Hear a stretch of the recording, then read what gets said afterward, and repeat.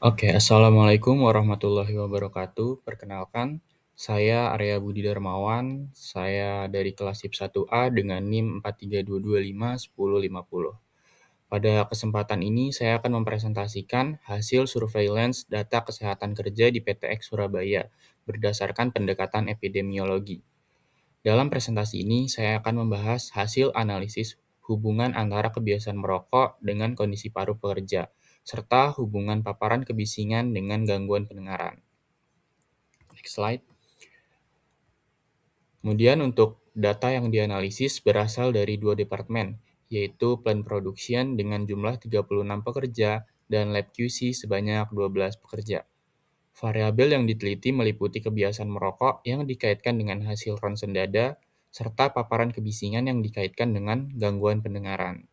Data ini digunakan untuk melihat faktor resiko kesehatan kerja pada pekerja. Next slide. Jadi berdasarkan hasil analisis pada Departemen Lab QC pada tahun 2018, terlihat bahwa pekerja yang mengonsumsi rokok sebanyak 12 batang atau lebih per hari memiliki kecenderungan lebih besar mengalami hasil ronsen dada abnormal. Kemudian sebanyak 62,5% pekerja pada kelompok ini mengalami abnormalitas. Sementara pada pekerja yang merokok kurang dari 12 batang per hari, proporsi hasil normal dan abnormal seimbang. Hal ini menunjukkan bahwa semakin tinggi konsumsi rokok, maka semakin besar risiko gangguan kesehatan paru. Oke, next slide. Terkait pengendalian risiko merokok. Jadi berdasarkan hierarki pengendalian, langkah pertama yang dapat diambil adalah eliminasi dengan menerapkan kawasan bebas rokok. Kemudian substitusi dapat dilakukan dengan mengganti kebiasaan merokok dengan aktivitas yang lebih sehat, seperti olahraga ringan. Kemudian rekayasa teknik berupa peningkatan ventilasi udara. Kemudian secara administratif kontrol, perusahaan dapat melakukan edukasi pembatasan area merokok, dan pemeriksaan kesehatan rutin. Sedangkan APD atau PPE dapat berupa penggunaan masker pada area tertentu. Oke, next slide.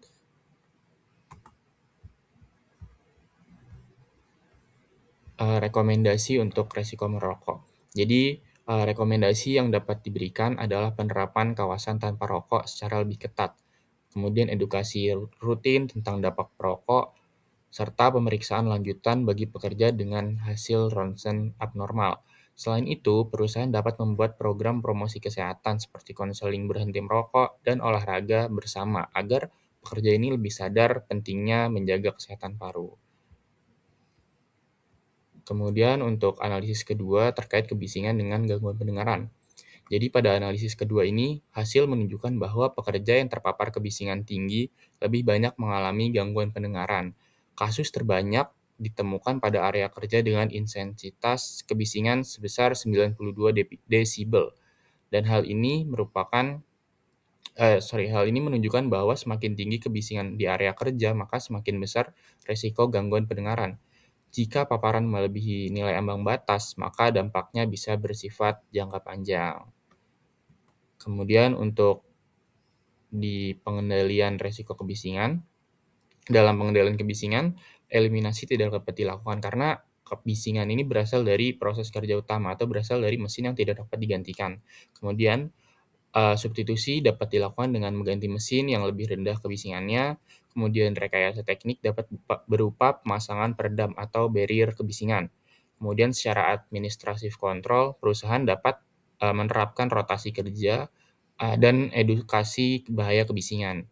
Kemudian untuk PPE yang wajib digunakan adalah earplug ataupun earmuff. Untuk slide selanjutnya terkait rekomendasi resiko kebisingan. Jadi rekomendasi yang dapat diberikan yaitu melakukan pengendalian langsung pada sumber kebisingan, seperti melakukan noise mapping secara berkala, kemudian memastikan pekerja menggunakan alat pelindung telinga secara konsisten, kemudian perlu dilakukan pelatihan terkait bahaya kebisingan dan monitoring rutin agar tingkat kebisingan tetap sesuai standar yang berlaku. Oke, sebagai penutup, kesimpulan dari presentasi yang saya berikan, hasil surveillance menunjukkan bahwa kebiasaan merokok dan paparan kebisingan merupakan faktor risiko penting terhadap kesehatan pekerja. Oleh karena itu, perusahaan Perlu melakukan pengendalian yang tepat sesuai hierarki pengendalian untuk meminimalkan resiko penyakit akibat kerja. Sekian presentasi dari saya, terima kasih. Wassalamualaikum warahmatullahi wabarakatuh.